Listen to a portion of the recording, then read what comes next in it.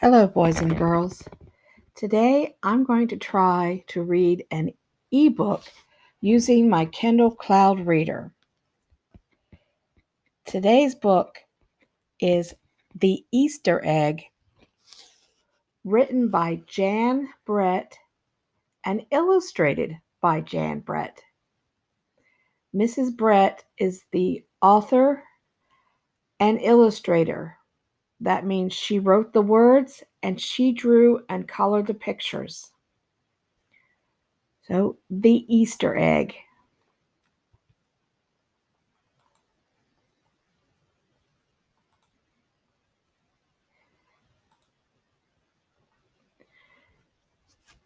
Cheer up, cheer up, spring is here. Time to start on my first ever Easter egg, Hoppy said. Each year, the bunny who decorated the winning egg got to help the Easter rabbit hide the eggs on Easter morning. Hoppy had been dreaming about being that bunny all year long. Now it was time to get started. Everywhere Hoppy looked, rabbits were working on dazzling eggs. I need an amazing idea, he thought. Hoppy spotted Flora Bunny planting spring wildflowers in her eggs. The Easter rabbit will love those colorful flowers, he thought, and started picking flowers for his egg. Here's a basket for your flowers, Hoppy, Flora said. Chop, chop, scrape, scrape. Hoppy spied Buster Birch carving a magnificent wooden egg. I wish I had some wood for my egg, he wished out loud. Here you go, Hoppy, Buster Birch said, and he put a smooth, round piece of wood in Hoppy's basket.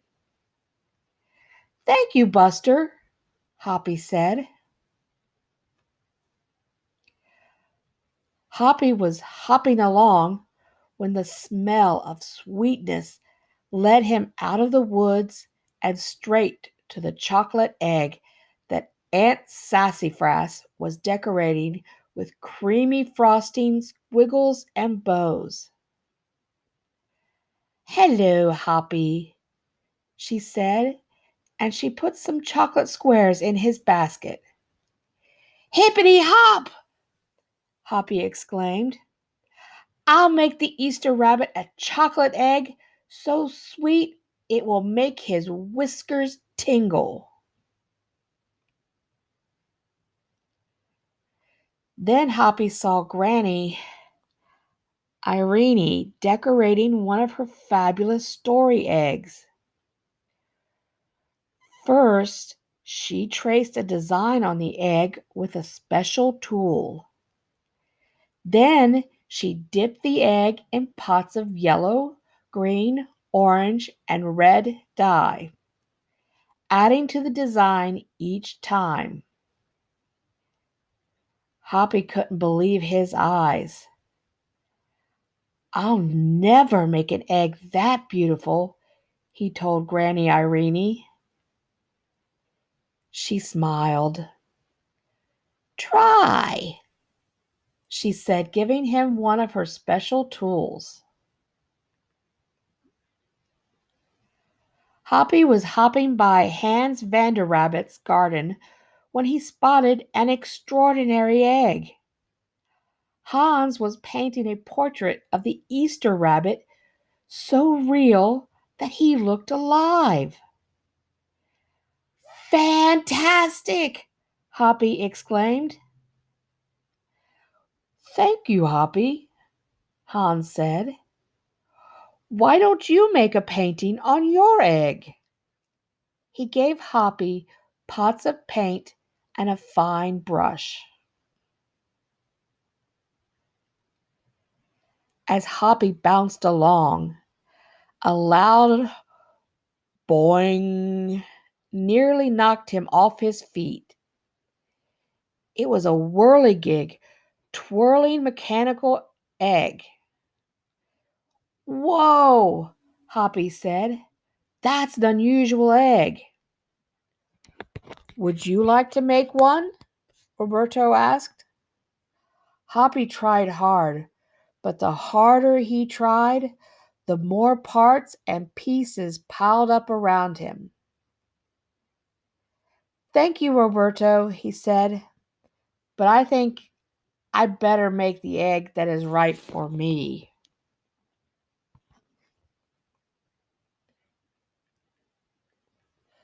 Hoppy hopped back to the woods and lay down under a tall tree to think. Making a beautiful egg is harder than I imagined, he thought. I guess I don't have to win. I just want to make an egg I am proud of. Suddenly the woods rang with the squawking of birds, sounding an alarm. Mother Robin swooped down, calling wildly as if she couldn't decide where to go. An egg had tumbled out of Mother Robin's nest. Inside the perfect blue egg was a baby robin that needed its mother to keep it warm until it hatched. Hoppy knew what he had to do. He sat down carefully and covered the blue egg with his soft, warm fur.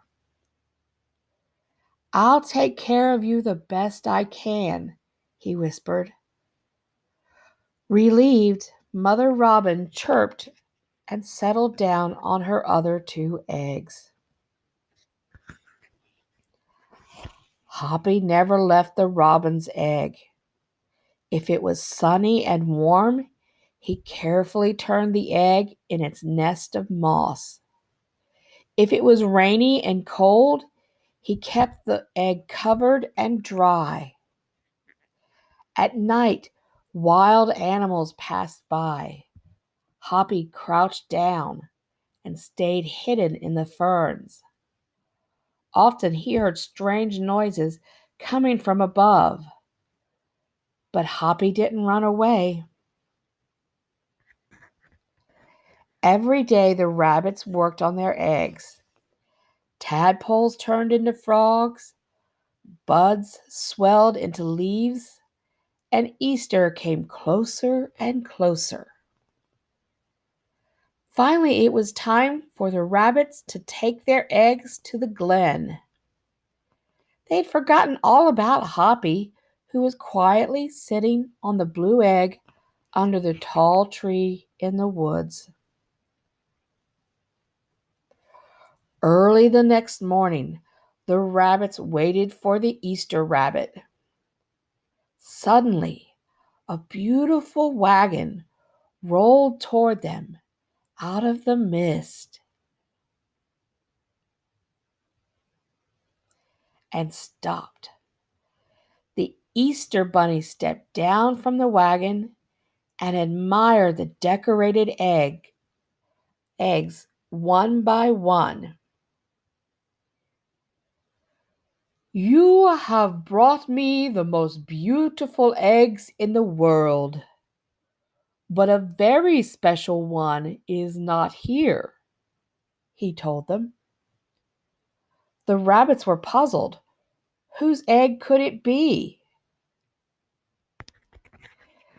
Fill my wagon with your wonderful eggs, he said. When I return, I will show it to you. And he disappeared into the woods. He came back with Hoppy, looking scruffy and bedraggled. Hoppy has an amazing egg to be proud of, the Easter rabbit told them. He has kept Mother Robin's egg warm and safe until her baby bird hatched and she could take care of it. The Easter rabbit placed the empty blue shell in the place of honor atop the wagon. Now they were ready to go. The rabbits cheered for the egg that had surprised them all. "It's our best Easter ever, Hoppy," they shouted. Then the brave little bunny and the Easter rabbit rode off together to hide the eggs for girls and boys to find on Easter morning. And that was The Easter Egg by Jan Brett. Now, this is an AR book. It's quiz number 136093. It's a third grade level book and is worth half a point. So I hope you enjoy The Easter Egg by Jan Brett.